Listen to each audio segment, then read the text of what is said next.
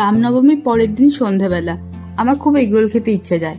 আর আমি সুমনকে বলি, কিন্তু ও কিছুতেই নিয়ে যেতে রাজি হয় না। অনেক বলার পর যখন রাজি হয়, আমরা বেরোনোর পর চাঁপসরাতে গিয়ে দেখি আলুর দম আর পোলাও খাওয়াচ্ছে। সুমন বলল, তুমি পরে খাবে এগরোল, এখন তো এটা খেয়ে নাও। আমি খেতে না চাইলেও জোর করে খাওয়ায়।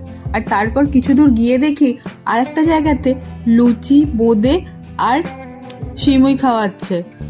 লুচিটা খাওয়াচ্ছিল চৌমাথার হনুমান মন্দিরে। লুচি খাওয়াচ্ছে দেখে ওখানে সুমন আমাকে জোর করে দাঁড় করিয়ে দেয়। তারপর যখন আমাদের লুচি, বোঁদে, সিমুই খাওয়া শেষ হয়ে যায়, আমাকে বলল, সুপার মার্কেটের সামনে খিচুড়ি খাওয়াচ্ছে দেখলাম, চলো ওটাই খেয়ে নি, তোমাকে আজকে আর এগরোল খেতে হবে না। আমি না বলাতে ও আমাকে বলল, ঠাকুরের প্রসাদে না বলতে নেই।